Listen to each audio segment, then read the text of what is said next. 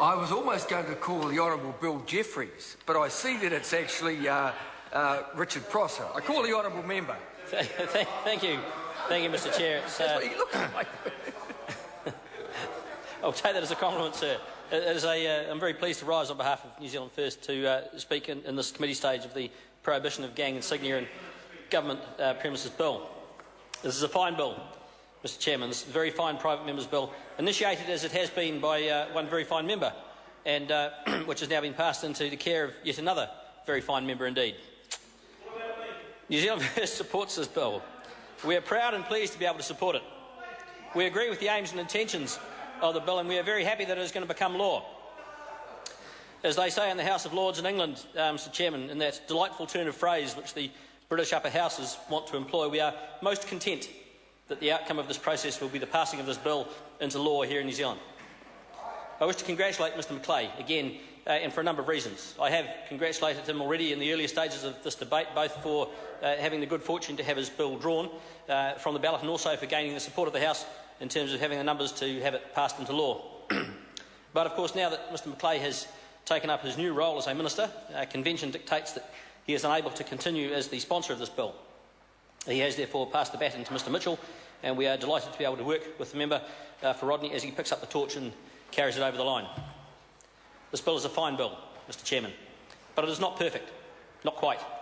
There were and there remain one or two inconsistencies within it, just one or two anachronisms. One of these, perhaps one of the most obvious, is the reality that within the definition of government premises, as the bill encompasses it, we are faced with a situation whereby buildings and structures are specifically covered, but land and grounds associated with those buildings are not. During the second reading and before, Mr Goff and others rightly identified this discrepancy. A sports ground, for example, a sports facility owned or controlled by a local authority, would be in the position of having the bill apply to its buildings, its clubhouse, for want of a better name, or the pavilion or recreation centre, or whatever structure is its centrepiece, but not to the playing fields outside. Similarly, a government office or an office utilised by a government agency would be in a situation where gang members were prohibited from wearing their patches inside the office, but no such prohibition would apply to the car park, for example. For this reason, Mr Chairman, I've introduced an SOP to the bill at Clause 4, which seeks to include grounds associated with buildings and structures, as well as the buildings themselves. In this, it is my intention to enhance and improve the member's bill as much as is possible and as closely as possible within what I perceive and understand to be the intent of the bill. I do not seek to greatly alter the bill. We are acutely aware that this is, after all, a private member's bill, and it is important that the will and intent of the member be preserved. We do not seek to include lands and areas outside what we perceive the member's intent to be. We're not talking about all public places or all public lands under the control of the government. We do not believe it is Mr Macleay's intention to ban gang patches, for example, from public roads or beaches or national parks. That might be a good thing if that were to come about, but that, we believe, is another matter for another day. We do not seek to greatly or materially alter the direction or the intent of the member's bill. Rather, we seek to enhance and clarify one small part of it, and we hope and trust that the member and his party will see our intention as being in line with that, and we would hope, therefore, that the government will choose to support my SOP.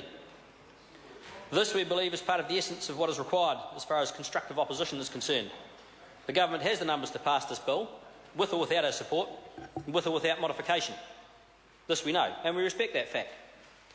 So we're not seeking to alter it dramatically. Rather, we seek to enhance the bill, which we would support anyway, by addressing this one small area where we believe it can be improved. In closing, Mr Chairman, I would like to reiterate that New Zealand First hopes this bill will be the beginning of a process by which the gangs themselves are removed from New Zealand society. We congratulate the member, the Honourable Todd Macleay, for bringing it to the House. We welcome the stewardship which Mr Mitchell will now give it. We ask the government members and the members of the opposition to support the SOP in my name and to support the bill. This will be a fine piece of legislation, Mr Chairman, and we commend it to the House.